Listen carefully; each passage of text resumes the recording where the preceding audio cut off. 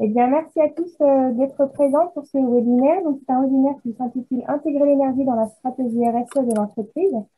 C'est un webinaire qui est co-organisé par Horace. Donc, c'est Marion Lebouris qui représente ce réseau qui est ici. Et puis, le NFQM, dont je vais vous présenter tout à l'heure.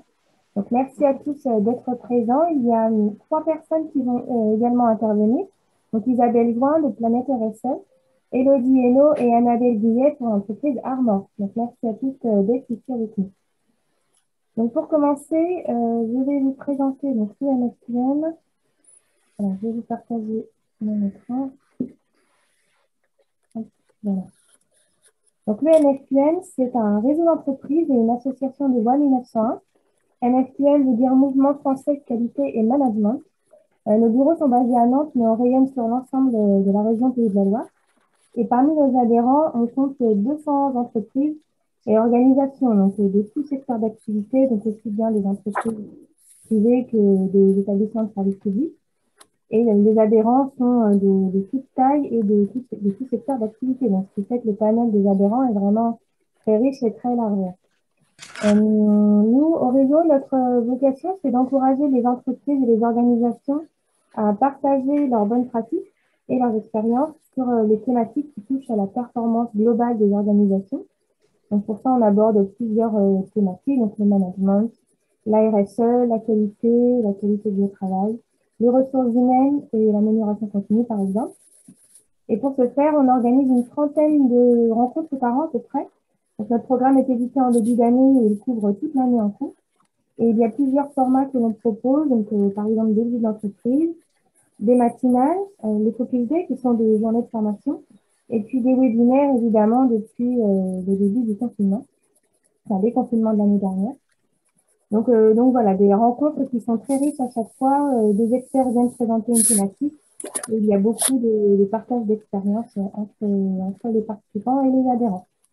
Donc, petite information importante, c'est que lorsqu'une entreprise adhère au NSPM et nous rejoint, c'est bien l'ensemble des collaborateurs qui peuvent participer à nos rencontres, parce que comme je vous l'ai dit, comme on aborde plusieurs thématiques, ça touche également plusieurs métiers. Et donc, on part du principe que vraiment tout le monde peut participer. Donc, voilà pour notre réseau. Si vous souhaitez des informations complémentaires, n'hésitez pas à me recontacter. Vous avez mes coordonnées, parce que je vous ai envoyé des informations pour ce webinaire. Et puis, vous pouvez également consulter notre programme qui se trouve sur notre site internet, puisqu'on continue à programmer évidemment des webinaires et puis des rencontres présentielles qu'on espère commencer dès la mi-mai. Donc, n'hésitez pas à regarder tout ça et à vous inscrire. Merci à vous en tout cas. Et puis, je passe la main à Marion pour qu'elle vous présente le réseau Horace. Bonjour à tous. Donc de mon côté, Marion Lebouris. Je suis chargée de développement pour Horace. Donc je partage mon écran. Hop. Donc Horace, en fait, on est une association régionale portée par l'ADEME et la région Pays de la Loire pour accompagner les entreprises dans leur démarche de maîtrise de l'énergie. Donc c'est-à-dire les aider à réduire leur consommation, mais également à structurer toute leur démarche de performance énergétique. Pour ce faire, en fait, on est constitué donc, sous forme de réseau avec un collège d'entreprises consommatrices d'énergie et un collège d'experts. Notre but, c'est au-delà de notre premier niveau de conseil, des formations qu'on peut donner aux entreprises et aux référents énergie dans ces sites-là. Notre but, c'est de pouvoir par la suite créer des synergies entre nos experts et les entreprises, surtout sur des projets plus complexes, plus techniques, tels que le froid, l'air comprimé, la ventilation. Des sujets que nous, en fait, on connaît, on traite en interne, mais on n'accompagne pas les entreprises sur ce sujet-là. Donc, notre but, c'est vraiment de faciliter les projets pour les entreprises et en même temps de leur permettre de monter en compétence sur la thématique de l'énergie, en leur permettant d'adapter, de créer, d'organiser et de transmettre à la fois aussi en interne, donc avec leur équipe énergie ou le personnel sur site, pour vraiment qu'il y ait cette autonomie-là. C'est-à-dire que parfois, on a des entreprises qui nous sollicitent, qu'on accompagne, qu'on forme sur la gestion de l'énergie, et puis au bout d'un an, voilà, ils ont acquis toutes les connaissances et les compétences, et souhaitent après voguer d'eux-mêmes sur ces démarches-là. Donc notre but, c'est vraiment de donner cette compétence. au-delà des formations qu'on peut donner, on est vraiment un centre de ressources, c'est-à-dire qu'on permet aux entreprises, de par notamment notre programme d'animation tout au long de l'année, de par aussi le prêt de matériel qu'on peut faire, on leur permet vraiment de développer leur projet et de le structurer dans le temps. Souvent, on travaille en fait sous forme de feuille de route. C'est un peu la pierre angulaire de tout le travail d'Horace, c'est de permettre à l'entreprise de définir son plan d'action et de le jalonner dans le temps. Et ensuite, de faire intervenir des experts de l'énergie du réseau qui seraient compétents sur tel ou tel projet. Et puis, au-delà de ça, on fait du coaching un peu sur mesure, c'est-à-dire des sujets plus techniques qui peuvent toucher, par exemple, aux énergies renouvelables, le photovoltaïque, par exemple, la sensibilisation des salariés. On en reparlera un peu plus tard parce que c'est un sujet qui est aussi important dans la stratégie RSE. Mais voilà tout ce qu'on peut faire au niveau d'Horace. Ce qui est important de savoir aussi, c'est qu'on est, répartis sur la région. L'équipe en fait est composée de 6 personnes, mais on a principalement 2 chargés de mission énergie, donc 2 personnes techniques qui se répartissent les territoires. Donc mon collègue Julien qui est sur le 53, 72 et Nord 49, et mon collègue Florian qui est sur le 44, 85 et Sud 49. Voilà. Et puis je vous ai mis le lien Horace vers notre site internet si vous voulez aller en savoir plus et puis voilà, voir peut-être des témoignages ou retours d'expérience. Et puis je reprendrai la parole un peu plus tard pour le sujet de la maîtrise de l'énergie dans la stratégie RSE.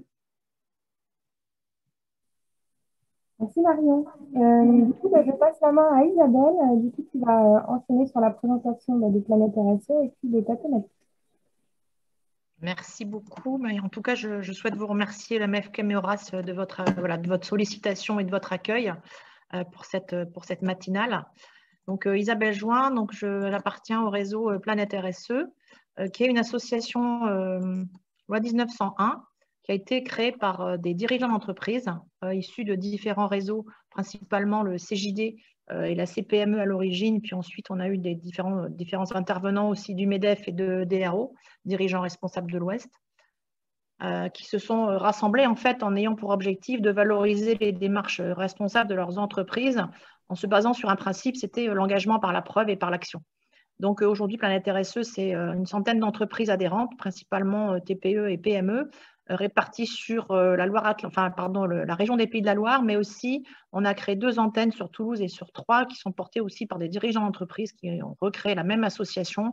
Donc on leur confie finalement les mêmes outils qui sont un outil de critérisation qui permet d'évaluer en fait les entreprises sur leur démarche RSE et d'évaluer finalement la performance globale de l'entreprise. Donc on rejoint aussi je dirais, le travail que fait le MFQM, et c'est en ça qu'on a démarré une collaboration entre nous, puisqu'on est complémentaires, en fait. Donc, je remercie aussi Horace pour cette invitation.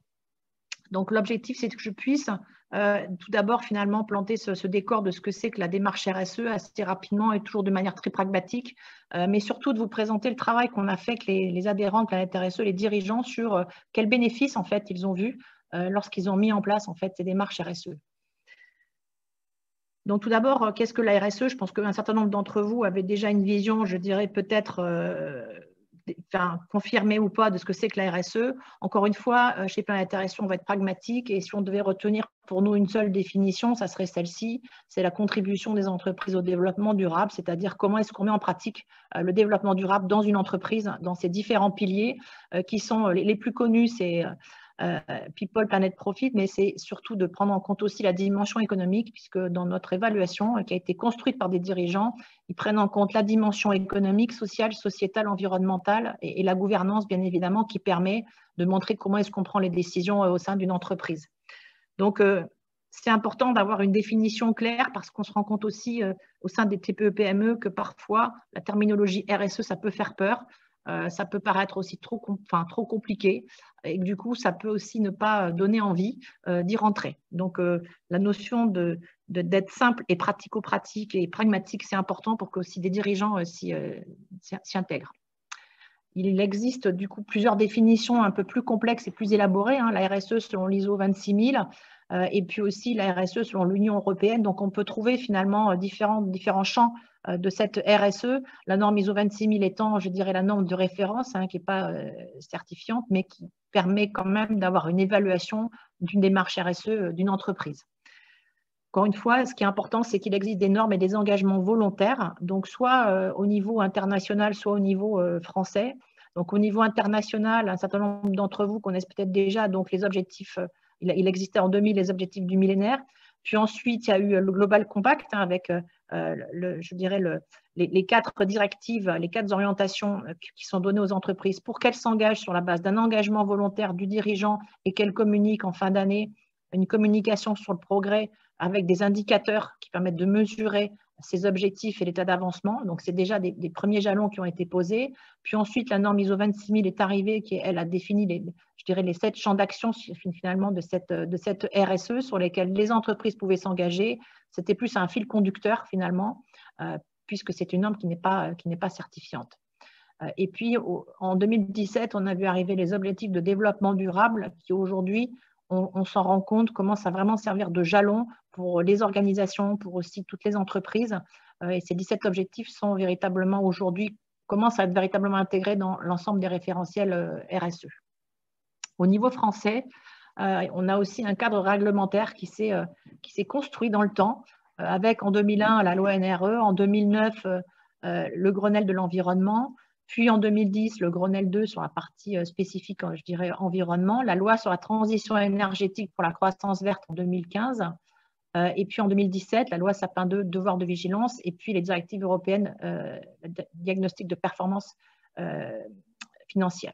Donc c'est vrai que ça permet de structurer un cadre, sachant qu'en 2019, on a vu aussi une avancée importante qui était la loi Pacte, qui permet quand même de poser aussi de nouveaux jalons, c'est-à-dire d'aller un petit peu plus loin dans une démarche RSE pour les entreprises qui sont soit qui veulent se lancer, soit qui sont déjà assez matures. Et la finalité, c'était bien de se dire comment est-ce qu'on fait pour passer un cap une fois qu'on est engagé dans cette démarche, ou bien qu'on veut démarrer par une démarche RSE, mais qui est ambitieuse en fait. C'est-à-dire qu'on ne se contente pas de dire j'achète du papier éco-conçu, mais on veut aller beaucoup plus loin dans une démarche et faire moins d'affichage et de communication, mais plus d'engagement par l'action et par la preuve.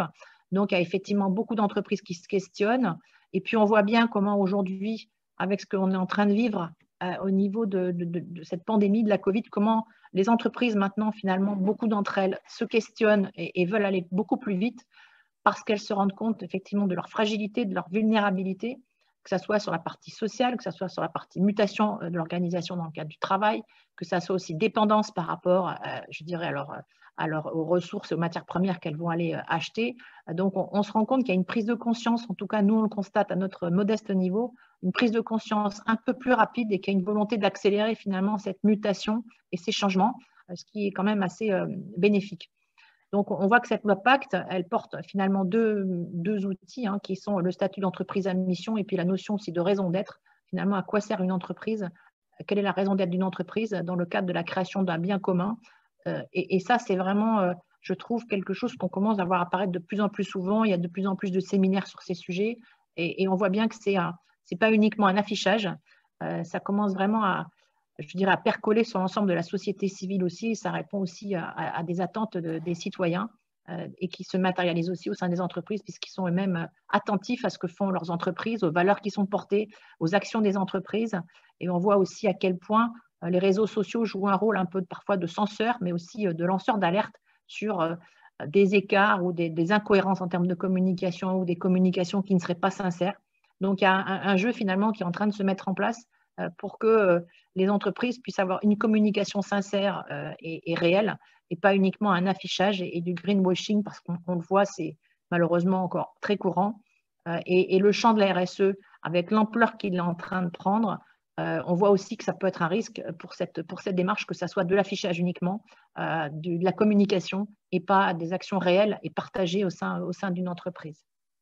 Donc, c'est vrai que ça oblige à beaucoup de vigilance quand on est dans une entreprise pour être certain que voilà, on s'engage vraiment dans l'action et par la preuve et pas uniquement en termes de discours. Donc, qui est concerné par les démarches RSE, effectivement, toutes les entreprises sont concernées, quelle que soit leur taille, leur statut, leur secteur d'activité. Tout le monde peut mettre en place cette démarche. Après, il s'agit de savoir comment est-ce qu'on démarre, par quoi on souhaite commencer, quels sont les moyens dont on dispose humains et aussi financiers parfois. Donc, ça pose un questionnement au niveau d'un dirigeant et c'est lui ou elle qui, au départ, va finalement prendre cette décision et va la partager avec son équipe. Donc, toutes les entreprises sont concernées, quelle que soit leur taille et leur secteur d'activité. C'est vraiment un engagement qui est important. Une fois que j'ai présenté un petit peu ce décor de ce que c'est une démarche RSE, je veux vraiment faire le focus, et c'était l'objectif de ce matin, de notre intervention, sur les bénéfices en fait de ces démarches, parce que souvent, les dirigeants nous font le retour en disant « ouais, mais moi, qu'est-ce que ça va m'apporter? Ça va me coûter cher, c'est quoi le retour sur investissement, etc. » Donc, on s'était dit, plutôt que de travailler avec une vision uniquement quelque part de consultants, on va prendre la mesure de leur retour d'expérience sur ce qu'ils ont vécu quand ils ont mis en place leur démarche RSE. Qu'est-ce que ça leur a apporté comme bénéfice? Donc, les grandes thématiques en fait, qui reviennent et que je vais détailler après, c'était l'amélioration de la performance globale. Et ça a été, je dirais, confirmé, non seulement au niveau de leur retour d'expérience, mais au niveau d'une étude de France Stratégie de 2015 qui a montré que les entreprises qui s'engageaient dans des démarches RSE amélioraient leurs résultats d'exploitation de 13% par rapport à celles qui ne le faisaient pas. Donc, vous allez me dire, c'est une vision plutôt économique en fait, de la RSE. Ce n'est pas incompatible, puisqu'effectivement, il faut aussi que l'entreprise soit dans une santé financière qui lui permette finalement d'investir sur les ressources humaines, sur le social, sur le sociétal, et que c'est aussi une des conditions pour pouvoir porter en fait ces démarches RSE. C'est aussi la résultante, c'est-à-dire bien évidemment, c'est grâce à cette démarche RSE qui est engagée sur les 5 volets, économique, social, sociétal, environnemental et gouvernance, que l'entreprise va pouvoir avoir les bénéfices finalement aussi financiers, économiques de cette démarche et qu'elle va pouvoir ensuite redistribuer et surtout qui vont lui permettre de pérenniser en fait son entreprise. C'est quand même ça la finalité, c'est la notion de durabilité des entreprises et cette performance globale l'autorise. Les bénéfices en fait présentés aussi, c'était une vision long terme, la notion de réputation de l'entreprise, la notion de motivation et de fidélisation des salariés. L'innovation, c'est améliorer, la définition, c'est améliorer l'existant, mais voilà, ça porte aussi ces fruits. Dans ce cadre-là, la notion d'anticiper principalement par rapport à des réglementations qui peuvent être parfois contraignantes, et puis tout l'intérêt du développement en fait de l'entreprise. Pour revenir de manière un peu détaillée sur ces différents sujets, par rapport au retour qu'on a consolidé des dirigeants, sur de la partie, en fait, première étape de la mise en place d'une démarche RSE, c'est la sensibilisation. Donc, on leur a posé la question de savoir quels avaient été les bénéfices de cette sensibilisation au sein de leur entreprise. Donc, pour eux, ce qui était important, ce qu'ils ont vu comme intérêt, c'était que ça permettait à tous d'appréhender les fondamentaux de la RSE. C'est-à-dire, c'est quoi la RSE, la définition? Ça permettait de partager une culture commune. On parle bien de la même chose. On n'a pas des avis complètement différents, dissonants, mais on parle bien de la même chose. Donc, on a une même culture commune de ce que c'est, de ce qu'il faut faire pour y aller. Ça permet, dans cette phase de sensibilisation, pour eux de repérer quelles sont les étapes clés de la mise en œuvre. Parce que sinon, on peut se dire, soit c'est la falaise à monter, soit on va démarrer finalement par le petit bout de la lorgnette qui peut être le tri des déchets. Mais ce qui est important, c'est de bien comprendre qu'il faut avoir une vision écosystémique pour bien démarrer en fait ces étapes clés. Ça leur a montré aussi qu'il fallait démystifier la démarche RSE. Ça s'est revenu assez souvent. Encore une fois, c'était le fait de dire, bon, les grandes terminologies RSE, c'est bien, mais il faut que tout le monde comprenne de quoi on parle. Et il faut que tout le monde s'en saisisse et que ça soit fluide et pas uniquement réservé à des experts ou des consultants. Donc, la notion de démystification, en tout cas pour les tailles d'entreprise TPE, PME, c'est vrai que les dirigeants nous l'ont souvent remonté. Cette phase de sensibilisation, ça leur permet aussi de développer tous les outils de sensibilisation à destination des salariés. Alors ça, c'est les salariés déjà présents dans l'entreprise, mais c'est aussi tous les nouveaux salariés qui vont intégrer, que ce soit par exemple des alternants, que ce soit des stagiaires, que ce soit peut-être aussi pour certains des services civiques. Enfin voilà, il y a vraiment, ou des jeunes lycéens qui viennent visiter l'entreprise. Pour eux, c'est aussi important de rendre cette démarche pragmatique et accessible. Sur la partie lancement d'une démarche RSE, quels ont été pour eux les bénéfices de cette phase de lancement? Donc, cette phase de lancement, pour eux, le bénéfice, c'est déjà pouvoir mobiliser les salariés sur un projet commun. C'est valoriser les parties prenantes de l'entreprise, donc la direction, les collaborateurs, les clients, les fournisseurs. Donc, c'est aussi identifier ces parties prenantes parce que on a aujourd'hui, ce qui nous a remonté, c'est qu'il y a effectivement tous les outils, analyse de matérialité, etc., qui permettent de le faire, mais qui sont parfois trop compliqués et qui font peur aussi. Donc, il faut savoir qu'il y a des dirigeants qui font ces analyses, identifier leurs parties prenantes et de les structurer, les identifier entre les majeures ou celles qui le sont moins et quelles sont leurs priorités, avec des outils voilà, assez simples, mais qui permettent de faire le même travail et qui derrière sont plus facilement, qu'on peut s'approprier plus simplement. Le lancement d'une démarche, c'est aussi afficher le fait qu'on veut anticiper les nouvelles législations qui sont orientés bien évidemment vers ces démarches RSE. Ils ont vu l'intérêt aussi de cette démarche parce que ça leur permettait de développer la notion de transversalité dans leurs entreprises et notamment le décloisonnement des services et la pluridisciplinarité. C'est-à-dire, ce qu'ils ont remonté, c'était que c'était important de comprendre ce que faisaient les autres services, les autres personnes, quel que soit le nombre de personnes dans l'entreprise, et de créer finalement cette notion de client-fournisseur interne et de transversalité. Et de pluridisciplinarité aussi quand ils montaient des groupes de travail. Donc, ils ont vu vraiment l'intérêt de fédérer aussi les salariés dans le lancement de cette démarche par cette notion de transversalité et de travail collaboratif. Et pour eux, c'était aussi penser l'innovation autrement, en impliquant beaucoup plus en fait leurs salariés dans ce champ de lancement finalement de la démarche. Sur la phase suivante qui était, voilà, on sensibilise, on lance la démarche, on s'engage. Les bénéfices qu'ils ont vus, c'était que pour eux, c'était un moyen de définir leur projet, la vision, les valeurs de l'entreprise et notamment la vocation, les missions, la gouvernance de l'entreprise, les schémas de prise de décision de l'entreprise. Pour eux, c'était important. Ça les a vraiment aussi aidés à structurer en fait tous ces champs, hein, la vocation de l'entreprise, ses missions. Bien évidemment, ils ont vu le fait de pouvoir améliorer leur performance globale hein, au niveau de l'entreprise, de développer une reconnaissance officielle. Donc, ils ont parlé de réputation.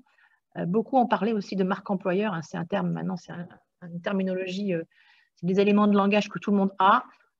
Mais finalement, ils se sont tous rendus compte que ces démarches, ça permettait de recruter, de créer une image d'entreprise et d'avoir une reconnaissance et surtout de fidéliser aussi leurs salariés par rapport notamment à l'apport de la preuve de leurs actions.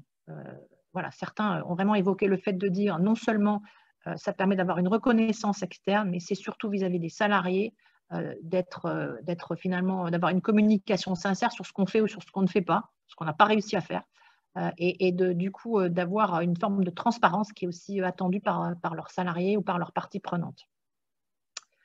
Dans le fait de cet engagement dans une démarche RSE, ils voient aussi l'opportunité pour eux de nouveaux marchés, notamment pour ceux qui répondent à des marchés publics, mais aussi sur des marchés privés. C'est maintenant assez souvent demandé par des grands donneurs d'ordre publics ou privés. Donc, c'est pour eux aussi un moyen de s'engager dans cette reconnaissance-là vis-à-vis de l'obtention de nouveaux marchés. Et puis, ça a été aussi le fait, tout à l'heure, il parlait de vision écosystémique hein, dans le cadre de l'engagement, c'est de développer des partenariats avec des parties prenantes externes, donc associations, universités, alors associations quand ils font du mécénat, par exemple, ou du sponsoring, les universités quand ils veulent travailler, ou les lycées quand ils veulent travailler sur la présentation de ce que c'est qu'une entreprise, expliquer le monde de l'entreprise, présenter leur métier. Certains travaillent avec des filières, par exemple, pour créer des filières de formation pour leurs entreprises, parce qu'il y a des entreprises qui, par exemple, sont sur des métiers assez techniques et ils ne trouvent pas en fait de collaborateurs à recruter. Donc, ils créent des partenariats avec des structures de formation dédiées, notamment, je pense à une entreprise qui travaille dans le secteur de l'assainissement, pour pouvoir finalement recruter des jeunes, puisqu'ils ont des commandes et je dirais un volant de commande important pour pouvoir le faire. Donc, c'est vraiment la notion de développer les partenariats avec le secteur marchand et non marchand, qui pour eux a été aussi un bénéfice finalement de l'engagement dans cette démarche RSE au travers de leur visibilité. Donc, tout à l'heure, je parlais de France Stratégie. Hein, bien évidemment, j'ai mis le lien pour ceux que ça intéresserait de consulter en fait, cette analyse. Elle est vraiment intéressante si vous ne la connaissez pas, parce que ça a été un échantillon de 8500 entreprises, un TPE-PME, qui a été fait en concertation aussi avec la Banque de France. Donc, c'est vraiment, je dirais, un outil méthodologique qui apporte la preuve du retour sur investissement d'une démarche RSE. Dans les bénéfices aussi de certains dirigeants, je vais citer une initiative qui a été portée par une entreprise qui s'appelle Cedreo, qui a créé en fait un site internet qui s'appelle Entreprise Positive. Excusez-moi de la faute. Il était parti d'un constat en tant que dirigeant de dire, moi je trouve que les dirigeants ne vont pas assez vite dans l'appropriation de la démarche parce que tout simplement, on ne sait pas par où commencer. Des fois, c'est trop compliqué. Donc, il faut peut-être démarrer par des bonnes pratiques. Donc, il a eu l'idée de créer ce site. Donc, il a fait travailler ses collaborateurs, puisqu'il est dans le métier de la tech. Et ses collaborateurs ont travaillé sous une forme de mécénat de compétences sur ce sujet-là. Et on s'est rapproché d'eux, enfin, ils nous ont sollicité pour travailler sur une méthodologie de rédaction en fait, des bonnes pratiques RSE mises en place dans les entreprises. Ils ont sollicité toutes leurs parties prenantes, toutes les entreprises qu'ils connaissaient, donc dans différents réseaux, hein, le CJD, DRO, le MEDEF et d'autres, hein, j'en oublie probablement. Et du coup, aujourd'hui, ils ont lancé ce site qui est ouvert, donc en open source, parce qu'ils l'ont voulu gratuit, ouvert à tous, qui permet aux dirigeants d'aller déjà identifier une trentaine de fiches de bonnes pratiques RSE sur les différentes thématiques, notamment il y a des thématiques aussi sur l'énergie, et qui permettent à des entreprises voilà, de plus modeste taille de démarrer, hein, puisque l'objectif, c'est qu'il faut démarrer. Et ils proposent en fait de mettre aussi en contact au travers de ces bonnes pratiques des dirigeants avec leurs coordonnées et d'afficher finalement sur chacune des bonnes pratiques le contexte dans lequel la bonne pratique a été mise en place, le temps que ça a pris, les ressources financières que ça a demandé, les difficultés qu'ils ont rencontrées et puis les bénéfices en fait qu'ils ont obtenus. Donc c'est vraiment quelque chose de très, très pratique, très pragmatique. C'est pas une fin en soi, mais en tout cas voilà, ils ont vraiment voulu s'engager plus fortement à partager et à collaborer avec d'autres entreprises sur ces bonnes pratiques. Donc, si ça vous intéresse, n'hésitez pas. Hein, c'est un outil qui est ouvert. Et il est prévu d'avoir une centaine de fiches, puisqu'il y a 70 fiches qui sont en train d'être finalisées.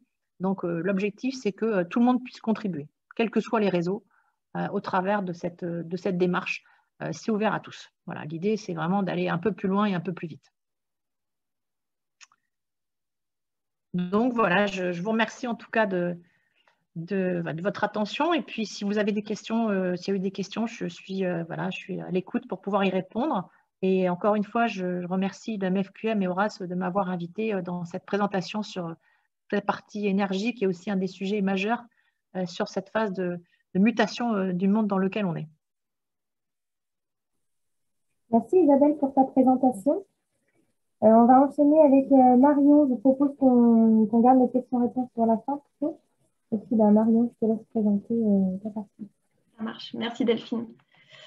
Du coup, oui, je prends la suite de ce que disait Isabelle Join sur la complexité aussi d'instaurer une démarche RSE dans l'entreprise. Et notre interrogation aujourd'hui, c'est comment articuler en fait, cette démarche de maîtrise de l'énergie dans la stratégie RSE. C'est un axe en fait qu'on ne peut pas négliger, qui a des répercussions qui sont intéressantes et importantes à mettre en valeur dans cette stratégie RSE.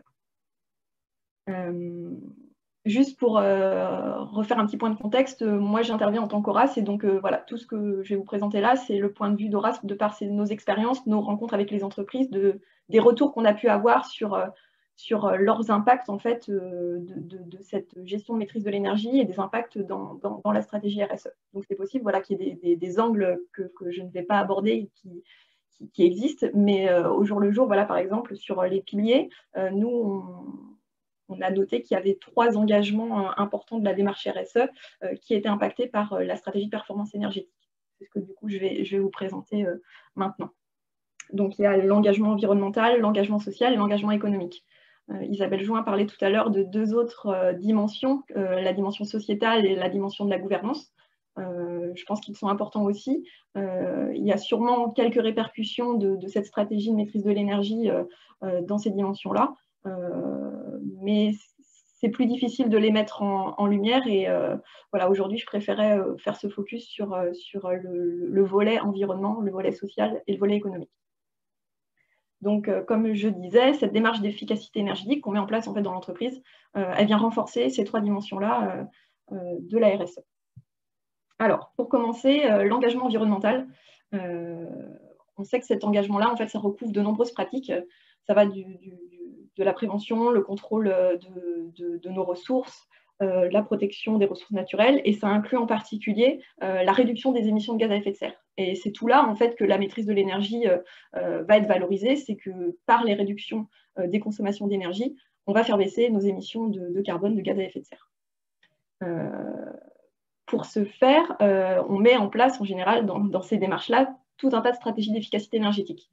Ça va des actions de performance énergétique, comme je vous mets ici, donc c'est-à-dire l'optimisation de l'usage, l'optimisation de vos utilités, de vos process, du bâtiment également. Donc ça, c'est des choses, par exemple, qu'on fait au niveau d'Horace. On accompagne les entreprises sur ces sujets-là. On forme également des référents énergie. Donc c'est aussi une stratégie qui est importante et qui nécessite d'être soulignée dans cette démarche RSE. Et on peut aller aussi également jusqu'à la labellisation ISO 50001. Ce qu'il faut retenir, en fait, c'est, comme disait Isabelle Join tout à l'heure, en fait, on fait beaucoup de parallèles avec ce qui a été dit juste avant. Mais l'importance, en fait, c'est la preuve. Ça veut dire qu'on peut communiquer, on peut dire beaucoup de choses, mais tant qu'on n'a pas la preuve de ce qu'on a fait, de nos actions, ça ne sert pas à grand-chose. Ou alors, voilà, il peut y avoir des questions et des problématiques sur ça. Et donc, c'est l'importance, en fait, de la remontée de la data. Parce qu'avec ce suivi énergétique, ce suivi des consommations, ce suivi des actions de performance énergétique, on va pouvoir faire remonter de la donnée, créer des indicateurs et pouvoir communiquer dessus et montrer et intégrer donc à cette démarche RSE, donc potentiellement l'intégrer au rapport RSE, comme quoi on a mis en place telles actions, mais surtout on a fait apparaître tant de pourcentage d'économie, on a économisé tant, on a réduit de tant les émissions de gaz à effet de serre. Donc c'est vraiment cet aspect de comptabilité énergétique qui est important et qui aussi fait le lien après avec le bilan carbone, parce qu'il y a quelques entreprises qui choisissent aussi de se lancer dans ce genre de bilan. Et il faut avoir les données et pouvoir les communiquer dessus et d'avoir ce visuel en fait sur les actions et le résultat. Donc ça, c'est pour l'engagement environnemental. On voit bien que la valorisation de la maîtrise de l'énergie dans cet engagement environnemental, il est clair. On a aussi de l'impact sur le volet social. Le volet social, il va toucher plutôt sur comment dire, il renvoie en fait aux pratiques innovantes de gestion des ressources humaines. Et donc, quand on met en place une démarche de maîtrise de l'énergie, je pense qu'Armor, tout à l'heure, reviendra sur tous ces sujets-là et de leur expérience, de leur témoignage. Mais on met en place souvent de nombreuses actions qui touchent au volet social, c'est-à-dire qui touchent aux salariés, au personnel de l'entreprise. Notamment, ça commence par la participation des salariés à la mise en œuvre de la démarche énergétique, d'efficacité énergétique. Pardon. Et ça passe souvent par les éco-gestes, c'est-à-dire toutes les petites actions que chacun peut mettre en place au jour le jour à son poste de travail pour pouvoir réaliser des petites économies. C'est du coup l'optimisation sur l'usage. On a aussi le volet formation, c'est-à-dire qu'on va former des référents énergie en entreprise qui vont bénéficier, qui vont monter en compétence sur cette thématique et qui eux-mêmes vont pouvoir aller sensibiliser le personnel dans l'entreprise. Donc, il y a vraiment une montée en compétence du personnel. Il y a une fédération aussi des équipes. Et ce qu'on souligne, en fait, c'est souvent, ça vient renforcer le sentiment d'appartenance parce que le personnel se sent engagé et se sent inclus, en fait, dans une démarche beaucoup plus globale et qui a un intérêt, en plus, environnemental. Donc, toutes ces actions, donc participation des salariés, les formations, la sensibilisation, ça vient décupler les effets des actions d'efficacité énergétique. Donc, à la fois, ça a cet impact social, mais en même temps, ça vient décupler encore plus le volet environnemental. On fait apparaître aussi par les indicateurs dans les démarches RSE. Et ensuite, donc le troisième point que je voulais aussi évoquer, c'est l'engagement économique. Donc là, qui est plus subtil, mais qui est là. C'est-à-dire que la planification des actions d'efficacité énergétique, ça va permettre de faire des économies. Et ces économies-là, elles sont utiles si on vient financer d'autres actions futures. C'est-à-dire que voilà, c'est un cercle vertueux où, de par les économies qu'on peut faire d'un côté, on vient financer d'autres actions. Nous, c'est ce qu'on prône en fait au niveau d'Horace, c'est on essaye de structurer, de jalonner ces actions-là et de pouvoir, dans le temps, financer voilà, tout un projet à énergie. Et ça, souvent, c'est résumé sous forme de feuille de route. Et donc, ça vient voilà, renforcer cet engagement économique. Encore une fois, il faut avoir la preuve de cela. Donc, ça passe toujours par le suivi des consommations, la comptabilité énergétique et l'instauration d'indicateurs et de suivi de ces indicateurs-là. Des indicateurs qui sont importants pour la communication aux fournisseurs, aux clients, mais également en interne. C'est vraiment ce sujet-là, en fait, l'importance de la data pour la diffusion de bonnes pratiques. C'est ce que je vous mets juste ici. C'est vraiment, nous, on s'est rendu compte que voilà, s'il n'y a pas ce suivi-là, on n'est que dans le discours. Et enfin, il y a le volet plutôt lié à l'aspect réglementaire, c'est-à-dire que la maîtrise de l'énergie, ça permet aussi de répondre à des obligations réglementaires. Donc, il y a des obligations liées aux communications environnementales et sociales, mais il y a également des obligations réglementaires liées à la performance énergétique. Et ça fait le lien, en fait, avec cet exemple que je voulais vous donner de la CCI 49, qui est en lien, en fait, avec le décret tertiaire, qui est un décret qui oblige les entreprises du tertiaire à mettre en place des actions de performance énergétique. Et donc, c'est une obligation réglementaire. Et la CCI 49 a choisi d'intégrer dans son plan d'action RSE cette obligation réglementaire-là, décret tertiaire.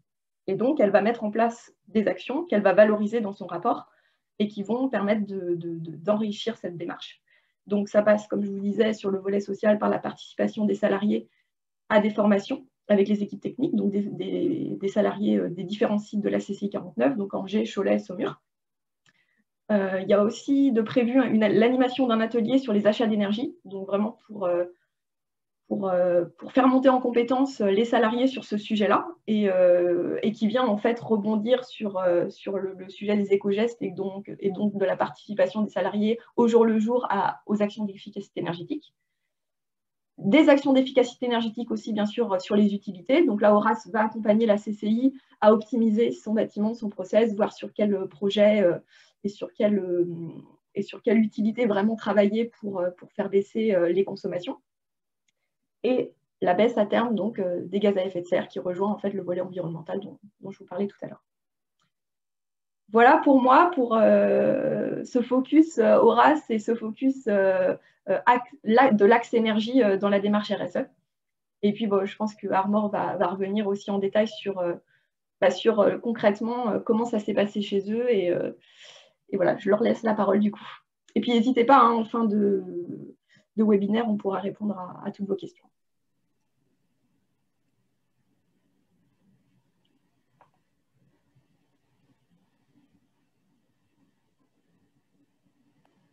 Dites-nous, Delphine, c'est maintenant?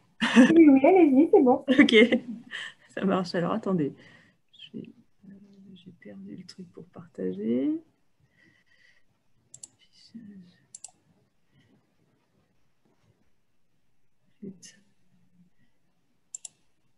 Alors, mince, j'ai perdu le partage. Comment on fait ça déjà? Tout à l'heure, j'ai réussi, j'arrive plus, je ne vois plus. Tout en bas. On va écran partagé. Ah oui, excusez-moi, c'est écrit en tellement gros que je ne voyais pas. Ok, c'est parti.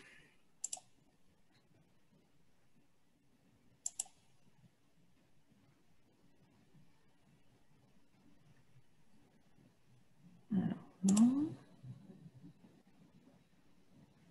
Est-ce que là, c'est bon? Oui, c'est bon. Ça marche. Donc, oui, on va vous parler d'Armor ce matin avec Élodie. Bonjour. Là. Ouais, ça marche, super. C'est bon, je suis là. Génial. Donc, Élodie qui est responsable du bureau d'études travaux neufs, fluides et utilités, et puis qui est notre responsable énergie. Bonjour à tous. C'est dans ce cadre-là qu'on va intervenir toutes les deux. Et puis, donc moi, je suis directrice des systèmes de management, qualité, sécurité, environnement et énergie, et en charge aussi de la RSE pour l'ensemble du groupe Armor. Ça fait 20 ans que je suis chez Armor. Élodie, toi, ça fait combien de temps? 2015, moi. Donc, ça fait 6 ans. Ça marche. Donc, on va essayer d'apporter des illustrations à ce que Isabelle et Marion ont annoncé tout de suite. Et puis, je pense qu'il y a un moment de questions-réponses à la fin, donc n'hésitez pas à noter vos questions. En tout cas. Donc, ce qu'on veut, donc Armor, juste pour vous présenter le contexte, on est une ETI nantaise qui existe depuis 1922.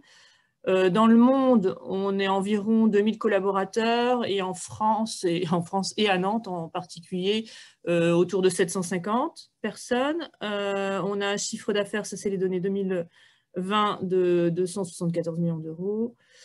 On a eu la chance depuis 2 vagues successives de pouvoir investir dans Armor en 2014 et en 2018. Et donc, on a sur l'ensemble du monde 474 personnes d'Armor qui ont eu l'opportunité d'investir et investi. Et on est sur 13 sites industriels dans le monde, sachant quand même que le plus gros site d'Armor dans le monde est celui de Nantes, à la Chevrolière, à 20 km au sud de Nantes. Armor, c'est quoi? Pour ceux qui ne nous connaîtraient pas, on a plusieurs activités. Alors, 2 activités phares qui sont les 2 premières présentées sur ce slide-là. Et la première, hein, principalement, qui apporte une grosse partie du chiffre d'affaires, qui est Armor Industrial Coding and Printing, qui est une activité qui consiste à fabriquer de l'encre. Alors, on pourrait imaginer de l'encre liquide. Là, ce n'est pas de l'encre liquide, c'est de l'encre sous la forme d'un rouleau, ce que vous voyez un peu présenté là-haut. Et ces rouleaux sont utilisés principalement dans le monde de l'industrie et dans tout type d'industrie pour imprimer des codes barres, des dates de péremption. Donc, on est à fond dans l'industrie pharmaceutique, dans l'industrie agroalimentaire, dans tout type d'industrie. Dès qu'il y a besoin d'imprimer des données variables, type traçabilité ou autre, on intervient. On est le leader mondial, donc bon, j'imagine que si vous avez des industries autour de vous, ça doit être des produits Armor qui sont utilisés. On ne nous voit pas beaucoup parce que la marque Armor n'existe pas sur ces produits-là, mais en tout cas, c'est sans doute nous qui fournissons les rubans que vous utilisez si vous en utilisez. L'autre activité qui apporte aussi du chiffre d'affaires, c'est une activité autour, on va dire plutôt de l'économie circulaire pour ceux à qui ça parle, qui est la mise sur le marché de cartouches laser qui ont déjà eu une première vie. On vient les collecter, les nettoyer, les réparer, les remettre sur le marché. Et donc cette activité-là s'appelle Armor Office Printing. Et puis pour toutes les activités qui sont listées juste après, c'est ce qu'on a appelé entre nous des new tech. Et en fait, Armor a investi plus de 50 millions d'euros dans notre futur, on va dire. Parce qu'on, bon, vous voyez, on est dans le monde de l'impression. Moi, ça fait 20 ans que je suis là et 20 ans que j'entends parler qu'on se dit un jour, on n'imprimera plus. Donc, pensons à notre avenir. Et c'est ce qui se passe, c'est qu'on est on réfléchit et on investit vraiment lourdement, enfin à notre échelle en tout cas, dans des nouvelles activités qui donneront du sens à notre avenir demain. Et donc, vous voyez quelques illustrations. On a investi beaucoup dans ce qu'on appelle des films photovoltaïques souples qui permettent de s'appliquer sur n'importe quel type de support et qui permettent de collecter de l'énergie solaire et de la retransformer en énergie utilisable. Donc ça, on est encore dans des phases pilotes, mais voilà, on y croit tous à fond. Et puis d'autres activités qui sont un peu plus... qui parlent un peu moins au grand public, mais en tout cas sur des éléments qui constituent des batteries, qu'on appelle des collecteurs de courant, qui sont aussi fabriqués sur l'usine de Nantes. Sur l'impression 3D, on fabrique des filaments qui sont utilisés dans les imprimantes 3D, et puis différentes autres activités sur des encres. Donc, et là, sur les New Tech, pour être à peu près transparent avec vous, on a eu un peu plus d'une 50aine de personnes sur ces nouvelles activités. On a aussi des valeurs qui donnent du sens vraiment à Armor, qui sont vraiment intrinsèquement portées par tous, qui sont l'humanisme, l'innovation, l'engagement et le sens de client. Bon, il y a une vidéo là-dessus, mais on va la passer. J'espère que ça ne va pas la lancer. Et ben, si. Hop, voilà, je ne la lance pas. Différents engagements. Donc, comme l'a dit Isabelle tout à l'heure, nous, on est engagé dans le Global Compact depuis 2008. En plus, on est même un peu plus loin que ça, c'est qu'on a aussi fait reconnaître notre niveau sur notre rapport RSE. Il a été évalué au niveau Advanced, qui est un niveau assez élevé. On est aussi membre du conseil d'administration du Global Compact. À côté de ça, comme l'ont dit Isabelle et Marion, on a des référentiels qui s'appliquent chez nous et pour lesquels on est certifié, donc en qualité sur la 9001, sur l'environnement avec la 14001, santé sécurité avec la 45001. Sur l'énergie, on est certifié ISO 50001 et puis d'autres certifications. Si on continue un peu sur les reconnaissances RSE, on a aussi un label sur la partie achat responsable depuis 2015. Justement, il y a une norme ISO qui a été créée depuis, qui s'appelle ISO 20400, c'est sur les achats responsables aussi. On l'a passé, on est au niveau probant, donc le 3e niveau. Il peut y avoir 4 niveaux, mais on est au niveau 3. Et depuis l'année dernière, j'ai finalement décidé de nous faire évaluer selon EcoVadis, et on est au niveau Gold d'EcoVadis. Voilà, vous pouvez, si Isabelle citait tout à l'heure l'association DRO, Dirigeants Responsables de l'Ouest, pour lequel on est membre fondateur. En fait, notre PDG a créé avec d'autres personnes l'association Dirigeants Responsables de l'Ouest. Donc ça, c'est une chance aussi, on en reparlera juste après, mais d'avoir un PDG qui croit à la démarche, c'est juste essentiel. C'est, je crois, ce que je veux dire après, voilà. Donc pour nous, quand on commence à essayer de trouver des dates sur notre démarche, on peut mettre vraiment une date de démarrage sur l'année 2008, où justement le PDG qu'on a actuellement et qui était déjà là en 2008, au cours d'un conseil d'administration exceptionnel, arrive à convaincre les actionnaires de dire ben moi je veux que Armor porte le développement durable au cœur de sa stratégie. Et ça a été accepté. Donc tout de suite, ça a fait la différence parce que, comme l'a cité Isabelle ou Marion, c'est pas évident en plus à ce moment-là d'essayer d'apporter la preuve que d'être dans cette démarche RSE, ça va être bon pour tout le monde en fait et être bon pour les actionnaires. Donc c'était vraiment un moment clé. Et dès cette année 2008, là, on a lancé nos premiers plans d'action RSE. Alors, par rapport à ce qu'Isabelle a dit tout à l'heure sur les démarches, etc., nous, on a un peu fonctionné à l'envers, mais bon, on l'a fait au feeling au départ, puis après, on s'est structuré. Donc, c'est ce qu'on va vous expliquer là. Donc, on a lancé nos premiers plans d'action RSE en 2008, pardon, et le premier plan d'action, c'était le programme qu'on appelait Décaplan, et on va vous en parler juste après avec Élodie. En 2009, Isabelle l'a cité aussi, vous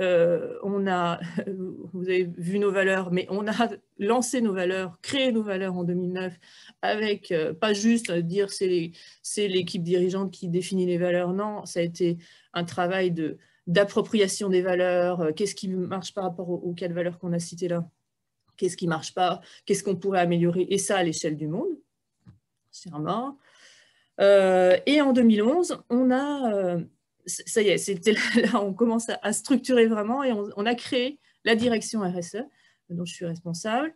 Et ce qui était, moi je dirais, vraiment très intéressant, ça a été de dire, donc moi j'étais à l'époque directrice des systèmes de management qualité, sécurité, environnement, et énergie, et du coup d'associer la RSE avec cette structure-là, c'était vraiment très cohérent pour nous en tout cas.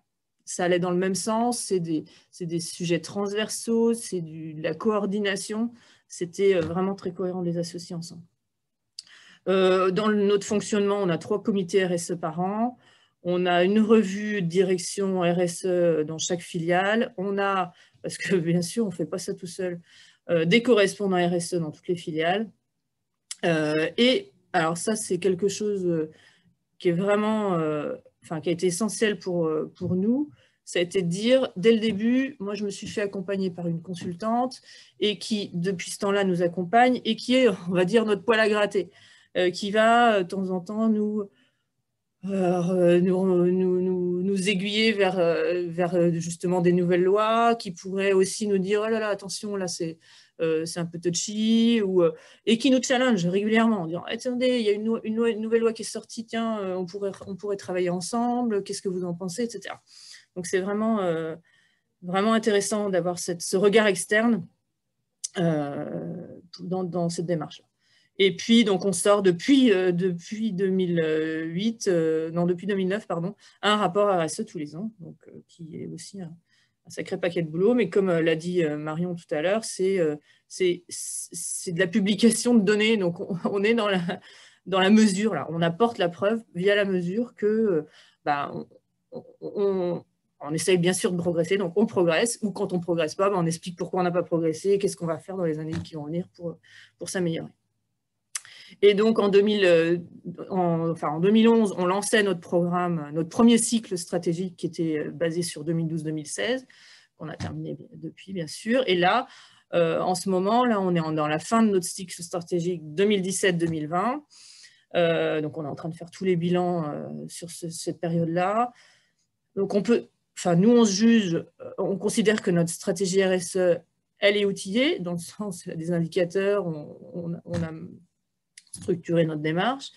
Elle est mature, parce que vous voyez, depuis 2008, on est dessus, et vraiment, on est passé par plein de phases, mais on considère que ça, c'est vraiment bien, et transparente, parce que tous les ans, on diffuse un rapport RSE qui est vraiment... c'est écrit par mes équipes, avec nos mots à nous, c'est pas du marketing, c'est vraiment quelque chose de très transparent, alors que nous, pour être aussi clair avec vous, on n'est pas soumis à un rapport RSE aujourd'hui, mais on le fait depuis des années.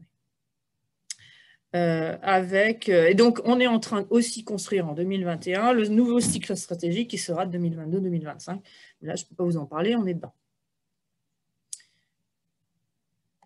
Et donc, pour continuer à illustrer ce que Marion a pu dire tout à l'heure sur l'objectivation de la démarche, vous voyez, nous, depuis des années, on a fixé des enjeux. Donc, on a 6 enjeux chez Armor.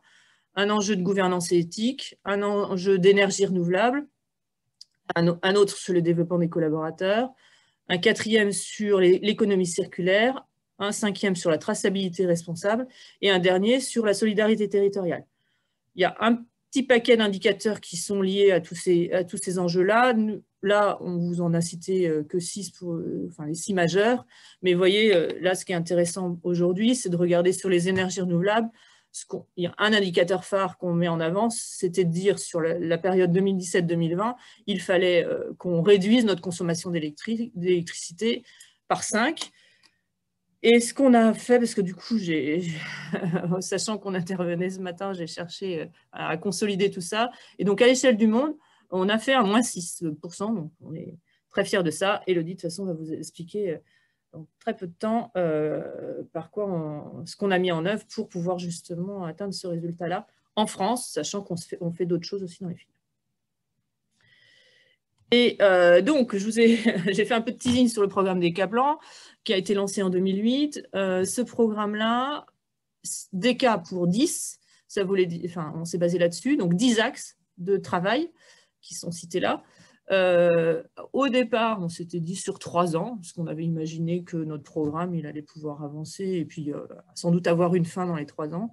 Il continue encore d'exister à peu près, en tout cas, il a été un peu effacé par nos plans stratégiques, mais il a donné cette impulsion de dingue pour progresser sur tout un tas de sujets en même temps. Ça a été ça aussi notre force, c'est de dire on ne fait pas que de l'énergie, on ne fait pas que du développement humain, mais on mène tous ces 10 axes de travail en même temps avec, vous voyez, des actions qui ont été menées. On a créé une crèche, on a créé une université pour nos collaborateurs pour qu'ils obtiennent des diplômes reconnus par l'État. On a mis en œuvre des programmes d'éco-conception. On a bien sûr mesuré notre bilan carbone. On travaille sur de la biodiversité.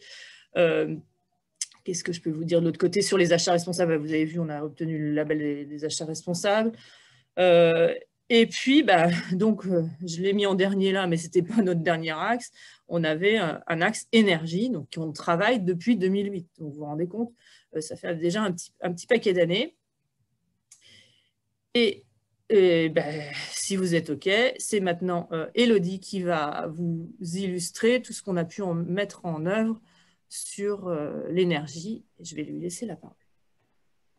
Bonjour à tous et merci à tous de votre présence.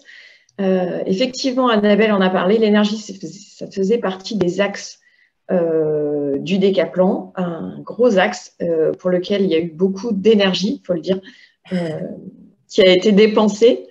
Et donc, c'est là-dessus que je vais essayer un peu de détailler ce qu'on a pu faire.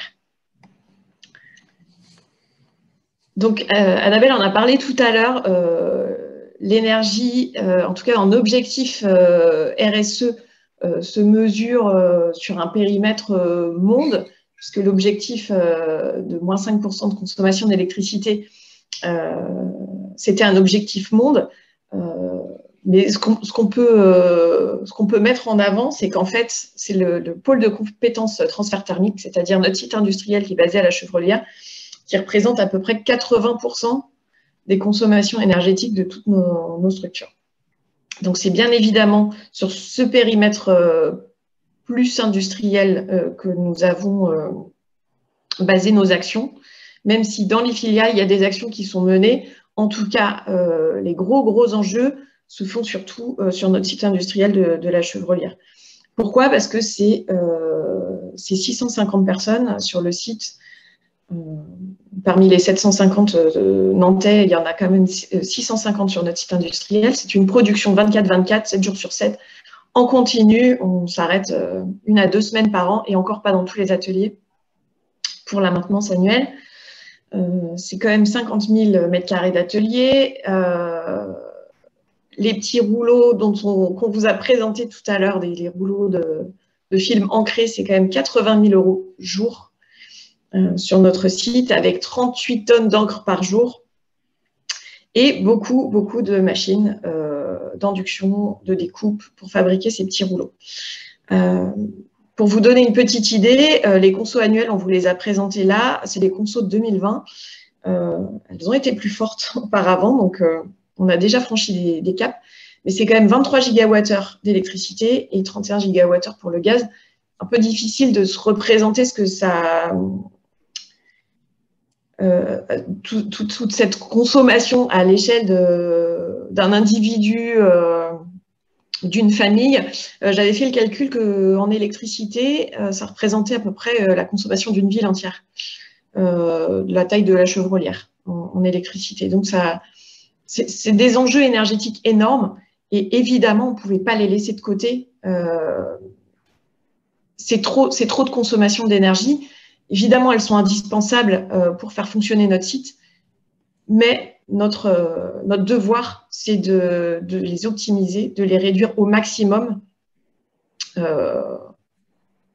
pour maîtriser notre impact environnemental. Là, c'est vraiment l'énergie dans son impact environnemental qu'on considère. Et ça nous a amené à mettre en place une démarche structurée et une organisation adaptée pour parvenir à des gains sur ces consommations énergétiques. Donc, qu'est-ce qu'on a fait depuis 2008? Alors, je n'étais pas là en 2008, je suis arrivée qu'en 2015 et il y avait déjà beaucoup de choses qui avaient été faites depuis 2008, mais on a quand même encore progressé. Annabelle en a parlé et Marion aussi en a parlé. C'était le premier enjeu, c'est aussi de faire prendre conscience à chacun de sa part de responsabilité dans les enjeux énergétiques. Donc, une grosse part de sensibilisation du personnel aux petits gestes simples et de bon sens qu'on applique aussi, je l'espère, à la maison. Couper la clim, éteindre les lumières, baisser son chauffage la nuit. Voilà, des petites démarches simples, mais qui font des gros gains au final. C'est évidemment pas les plus forts gains, mais ça montre que c'est une démarche globale et Marion insistait bien sur ce point tout à l'heure. Des actions évidentes, c'est aussi de remplacer des équipements énergivores par des équipements plus performants. Aujourd'hui, la technique fait beaucoup de progrès et les équipements d'hier sont quand même évidemment moins performants énergétiquement qu'aujourd'hui. Hier, le choix d'un équipement énergétique n'était pas non plus un des critères de choix. On prenait un équipement parce qu'il remplissait sa mission. Pas forcément parce qu'il allait faire cette mission-là en consommant moins d'énergie. Aujourd'hui, une des démarches, c'est aussi de choisir des équipements qui peut-être vont coûter un peu plus cher à l'investissement, mais prendre en considération le coût global de cet équipement dans sa vie. C'est une évaluation de l'ensemble de sa vie, de cet équipement qui va être prise en compte. Donc, on va parfois payer plus cher des équipements, mais qui auront des coûts d'exploitation moindres. Donc, parmi tous les équipements qu'on a pu remplacer, on a mis en place on a remplacé des groupes froids, par exemple, par des groupes froids à récupération de chaleur. On a mis en place de la variation de vitesse. On a des campagnes en ce moment de remplacement de nos éclairages par du LED intelligent. Ces actions-là, par exemple, d'éclairage intelligent, c'est 88-90% de consommation d'électricité en moins sur ces postes-là. Donc, sur des ateliers qui sont éclairés en 24/24, c'est gigantesque. On peut aussi mettre en place des pompes à chaleur, ça aussi bien dans l'industrie qu'en individuel.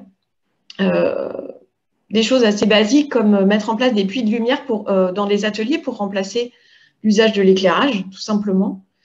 La récupération des eaux de pluie, des capteurs de présence, enfin, tout un tas d'actions qu'on a pu mettre en place qui sont, il faut le savoir aussi, possiblement éligibles à des C2E. Donc, sachez que vous pouvez être accompagné et pris en charge parfois à hauteur de 100% pour ces actions-là par les systèmes de certificats d'économie d'énergie.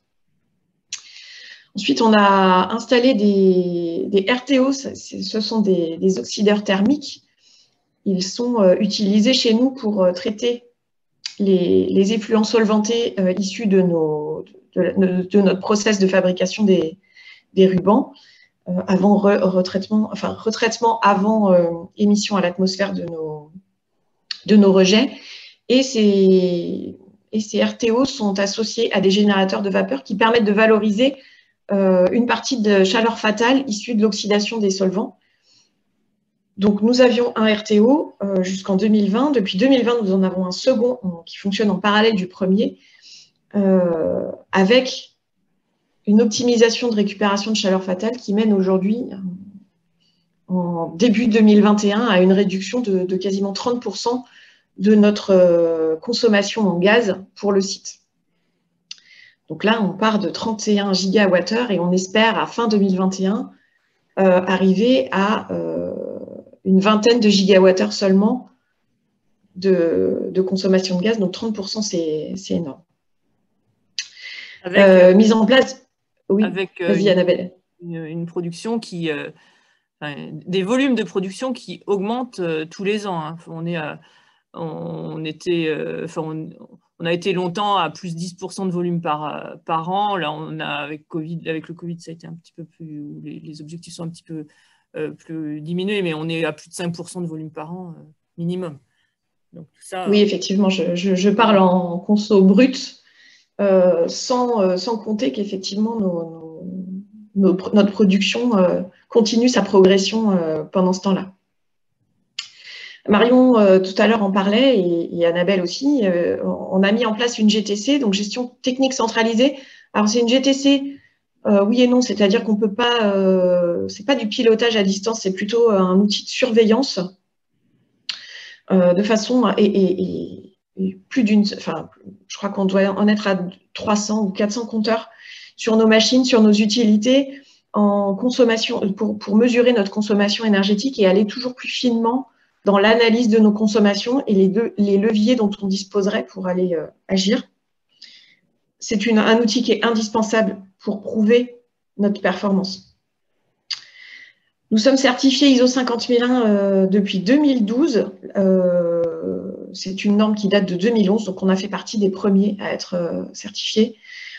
C'est une certification qui est vraiment transversale pour nous, au même titre que la sécurité. Donc, elle est portée par tous les processus aujourd'hui de notre système.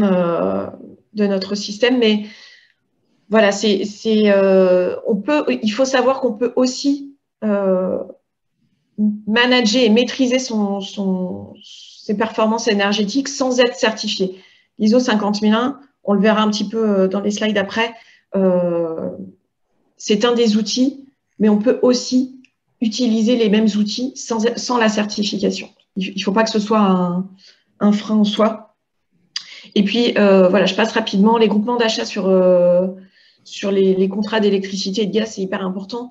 Ça permet de pouvoir négocier mieux ses tarifs électriques en s'associant à d'autres consommateurs locaux. Et enfin, une des dernières actions que nous ayons faites, c'est d'aller vers la datation. Ça, c'est notre petite touche innovation. On adore ça. Quand il y a de l'innovation, on est souvent les premiers. La datation, ça nous permet non seulement de suivre nos consommations énergétiques, mais d'y associer tous les paramètres de fonctionnement de notre process pour aller mieux piloter nos équipements, mieux piloter notre fabrication d'énergie secondaire, nos productions d'utilité, par exemple, mais aussi notre procédé, aller chercher le paramétrage idéal d'un point de vue consommation énergétique. C'est en train de se mettre en place. L'idée, c'est à terme de faire des modèles de corrélation de notre consommation énergétique et d'aller chercher quels seraient nos leviers de paramétrage, de réglage qui permettront d'aller mieux consommer tout en produisant de la même façon. Voilà, beaucoup d'actions et en plus la liste n'est pas du tout exhaustive, mais du coup les performances sont là, moins 5% de consommation d'électricité en 2020 versus 2019, sachant que la production, elle, avait augmenté dans le même temps, moins 14% de consommation de gaz.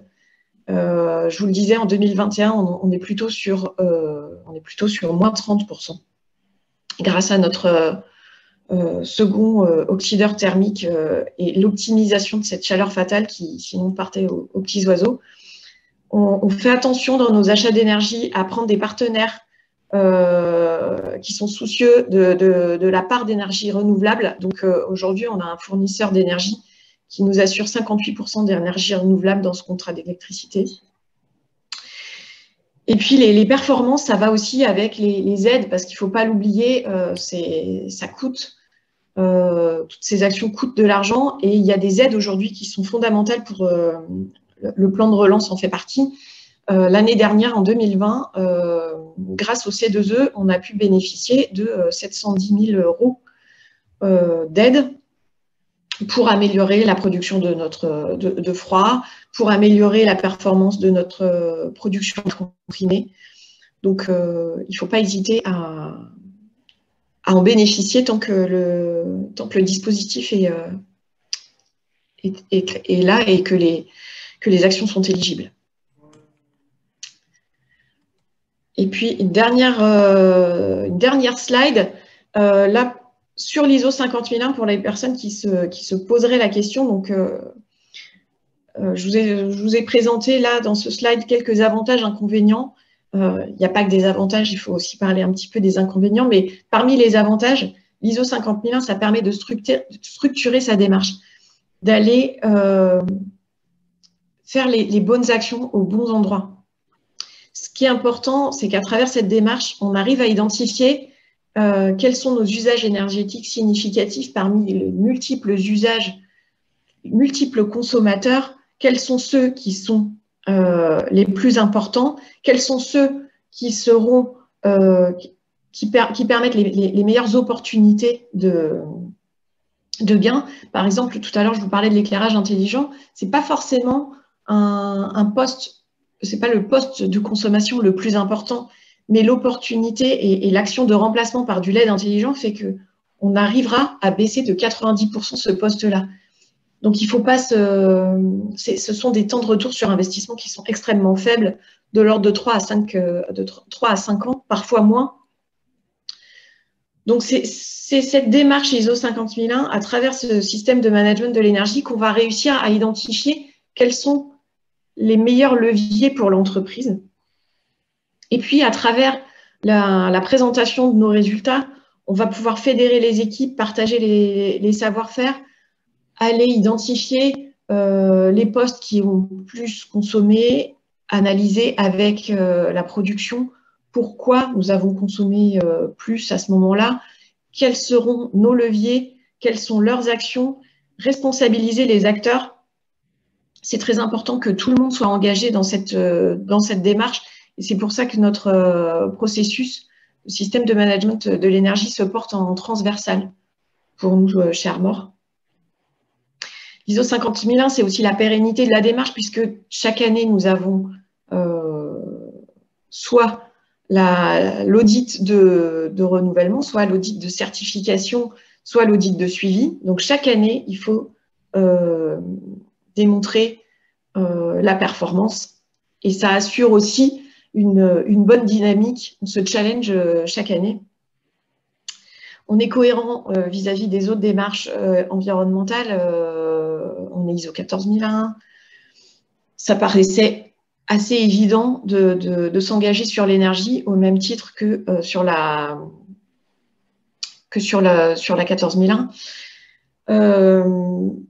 Tout à l'heure, Marion parlait d'Horace et des possibilités de formation.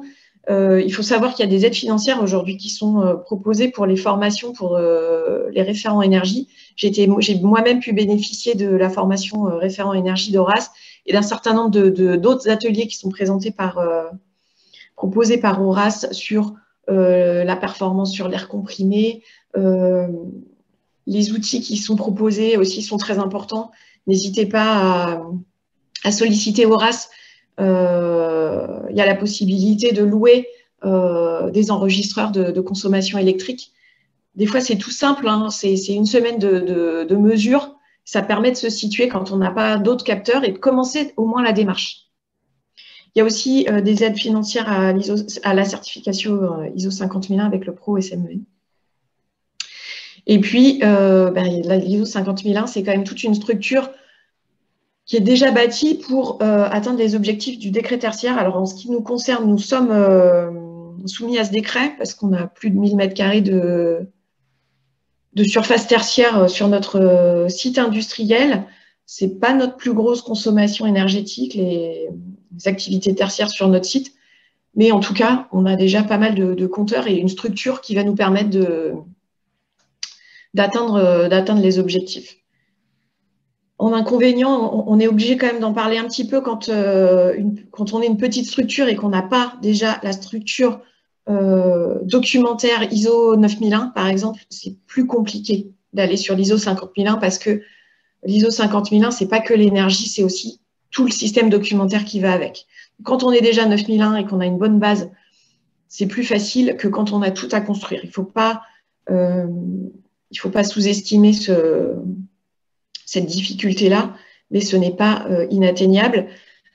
Il y a des prestations externes qui coûtent un peu d'argent pour la certification et aussi pour les audits, parce que nous, on fait des audits blancs qui nous aident à progresser chaque année. Chaque année, on progresse avec ces audits externes que nous faisons, aussi bien les audits blancs que l'audit AFNOR annuel.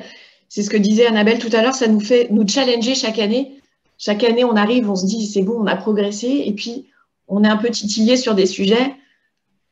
Ça nous bouscule un petit peu sur notre socle de connaissances, et puis on se remet un peu en question, et on voit qu'effectivement, on arrive toujours à trouver des pistes de progrès, et à ce titre-là, c'est très, très enrichissant. L'ISO 50001 et le système de management de l'énergie, c'est quand même aussi du temps à passer par le personnel interne à l'entreprise.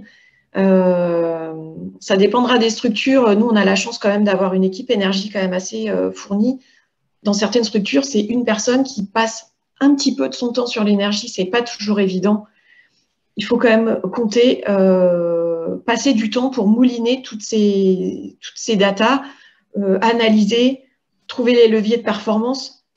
C'est quand même du temps à passer, mais c'est très satisfaisant à la fin de l'année quand on voit les performances et le résultat sur les objectifs. Et puis on a vécu longtemps avec un petit bout de une personne. Hein, vraiment, oui, c'est ça. C'était pour la démarche, c'était trop peu en fait. D'où la structuration d'Élodie avec ses équipes. Mais ouais, si on n'y met pas, vu la taille de notre entreprise, vu la taille vu le volume de nos consommations, il fallait mettre des ressources en fait. Et puis je vois que je parle beaucoup. Alors le dernier point, et pas des moindres hein, quand même, de l'ISO 50001, c'est qu'il faut démontrer sa performance chaque année, démontrer l'atteinte des objectifs. C'est-à-dire que les objectifs, ils sont pas, c'est à nous-mêmes, c'est à la structure de se les fixer. Donc on peut se dire, ben, cette année, je vais faire 0,5% peut-être de performance en plus. L'objectif n'est pas fixé par quelque chose d'externe. Par contre, il faut démontrer que cet objectif, il est atteignable. Il faut démontrer que cet objectif, il est basé sur quelque chose de solide. Et à la fin de l'année, il faut démontrer qu'on l'a atteint.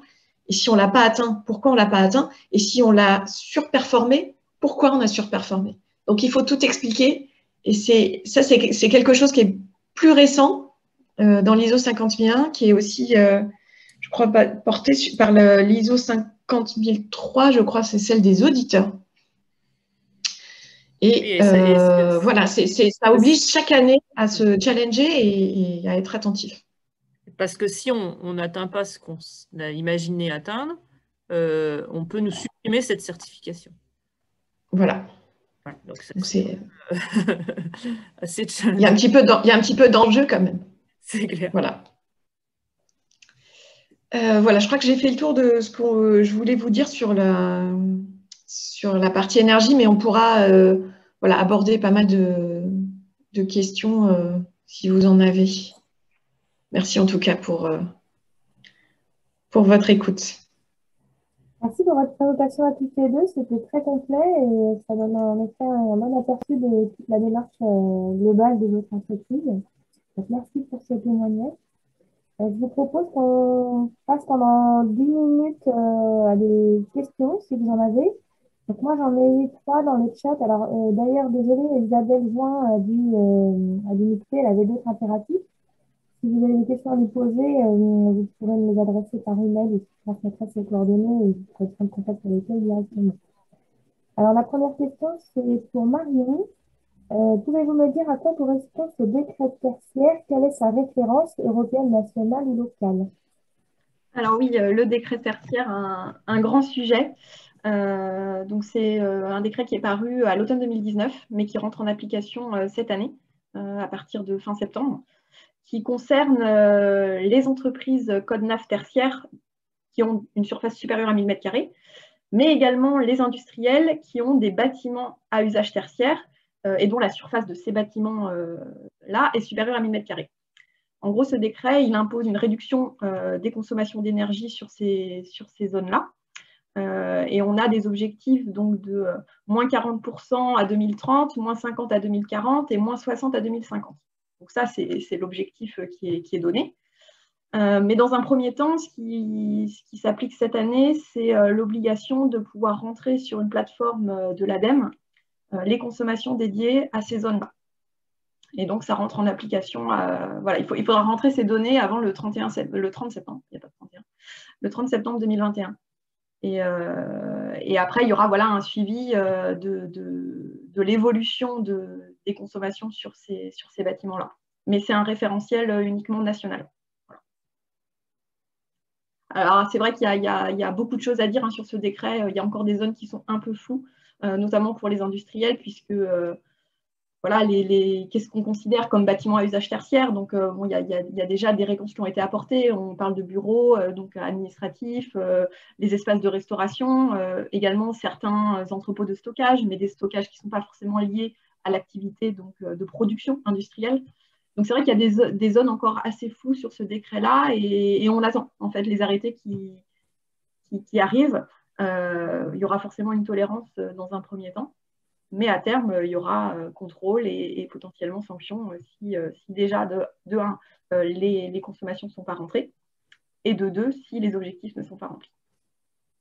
Voilà sur ce que je peux dire assez brièvement sur ce décret-là. J'espère que ça répond à votre question. Merci. Ça répond, merci beaucoup. Merci.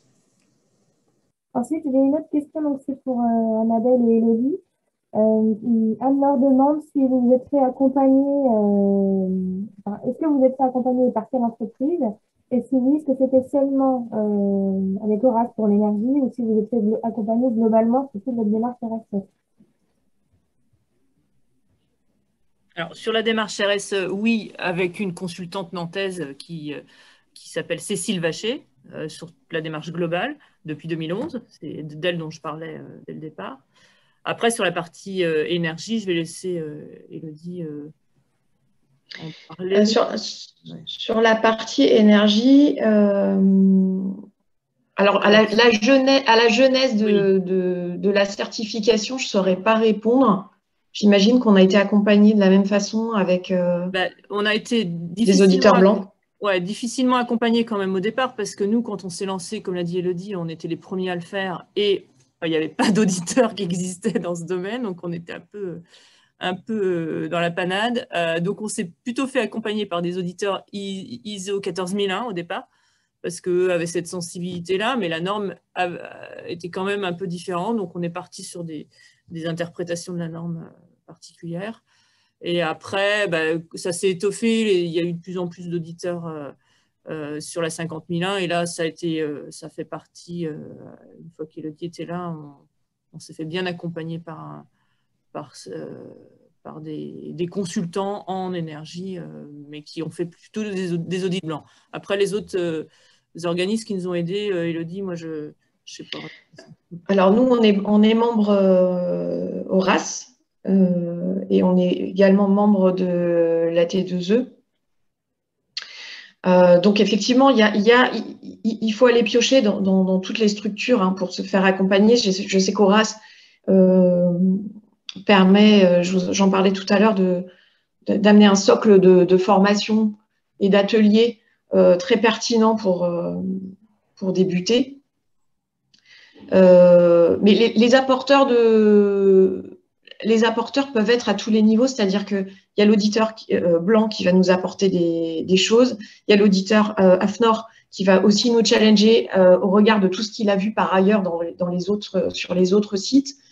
Il y a Horace, il y a la T2E, et puis il y a aussi nos fournisseurs, nos partenaires. On travaille avec Dalkia, par exemple, qui nous apporte aussi des opportunités, des projets. Il faut être en fait très ouvert et très à l'écoute parce que pour structurer, pour trouver des bonnes idées sur d'action, de levier, ça peut venir d'un peu tout autour de nous, quoi.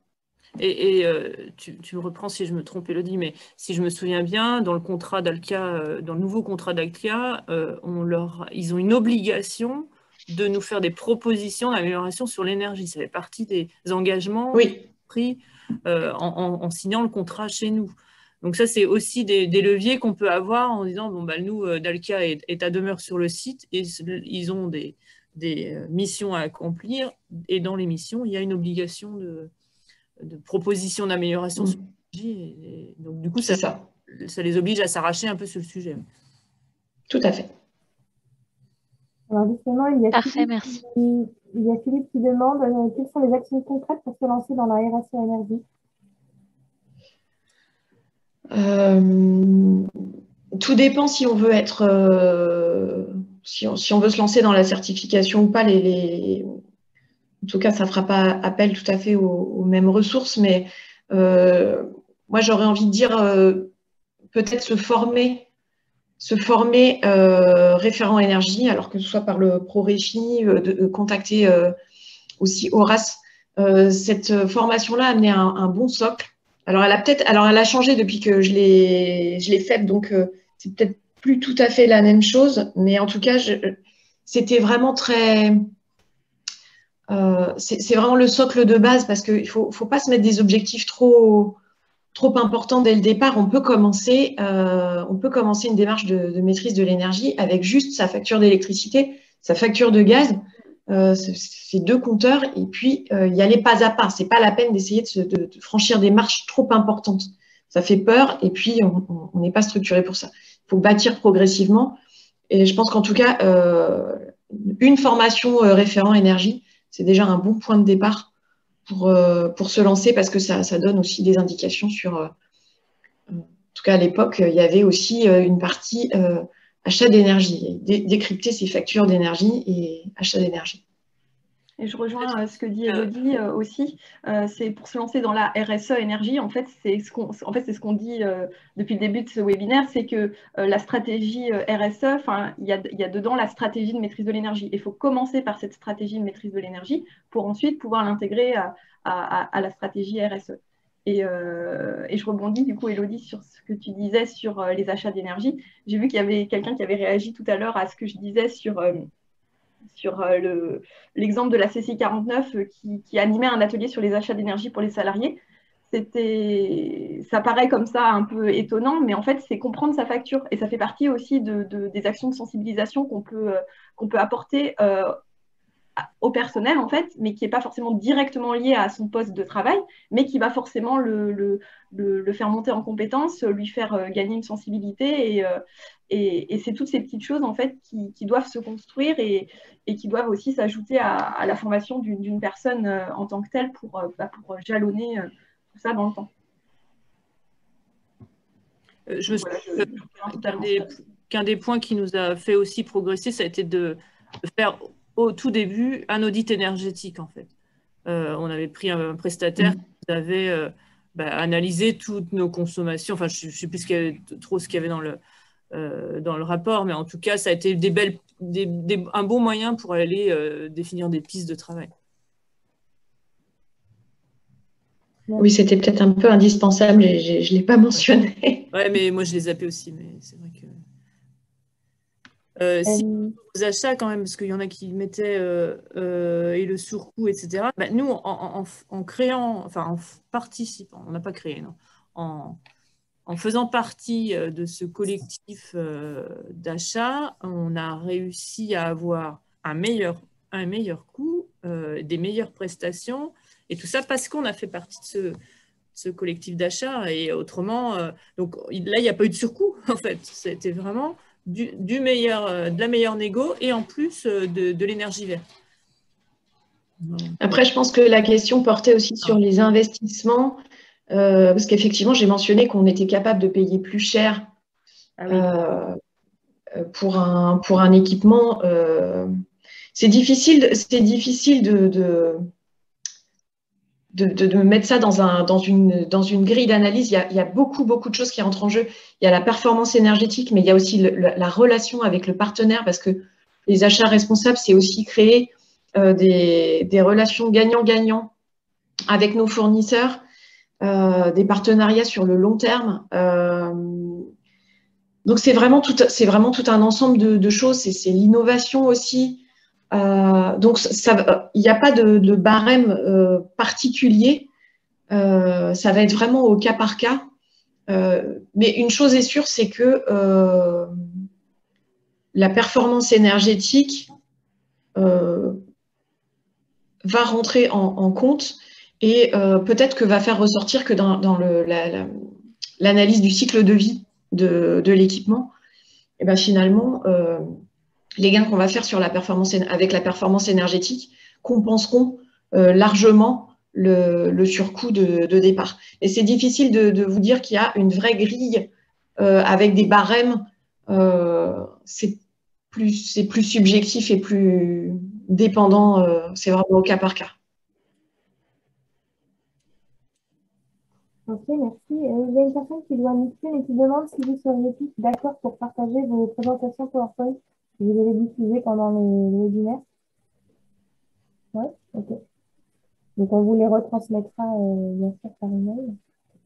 Alors, une autre question. Quelle sensibilisation apporter aux acteurs de votre entreprise pour que le développement durable, et notamment les consommations d'énergie, soit au cœur de leur préoccupation? Alors, pour nous, c'est assez simple. C'est qu'en fait, la personne, l'acheteur qui est en charge des marchés de l'énergie fait partie de l'équipe énergie. Nous, on a une équipe énergie très dynamique qui regroupe plusieurs acteurs clés, dont font partie les achats. Ce qui est important de dire, et important pour la dynamique aussi, c'est que notre direction est très, très, très engagée sur l'énergie. C'est-à-dire que chaque mois, nous rencontrons la direction pour présenter les performances du mois écoulé et qu'à cette réunion participe le directeur industriel, le responsable industrialisation, le contrôle de gestion, l'acheteur en charge des achats d'énergie, les équipes techniques, la production, la maintenance. Ça nous fait une belle équipe énergie et c'est très important pour la dynamique. Donc, l'acheteur, il est directement sensibilisé aux performances, au développement durable. Le développement durable, il est aussi fil conducteur dans les achats énergie, mais autres, pas que électricité, gaz, mais c'est-à-dire aussi engagement de nos fournisseurs dans le développement durable. C'est ça aussi la RSE, c'est-à-dire qu'on essaye de déployer cette démarche aussi sur nos prestataires, nos fournisseurs. Donc, le fait que les achats soient directement impliqués dans l'équipe énergie presque au quotidien, hein, puisque c'est une dynamique mensuelle, ça nous aide aussi beaucoup. Merci. Eh bien, je n'ai pas d'autres questions et il est 11 h, donc je vous propose qu'on termine ce webinaire. Merci à toutes pour vos témoignages et vos supports. Merci beaucoup. Merci à vous d'avoir participé et d'avoir joué le jeu en posant vos questions. Donc, merci beaucoup et on vous souhaite une bonne journée à tous. À bientôt. Merci beaucoup. Merci. Bonne journée. Au revoir. Au revoir. Bonne journée.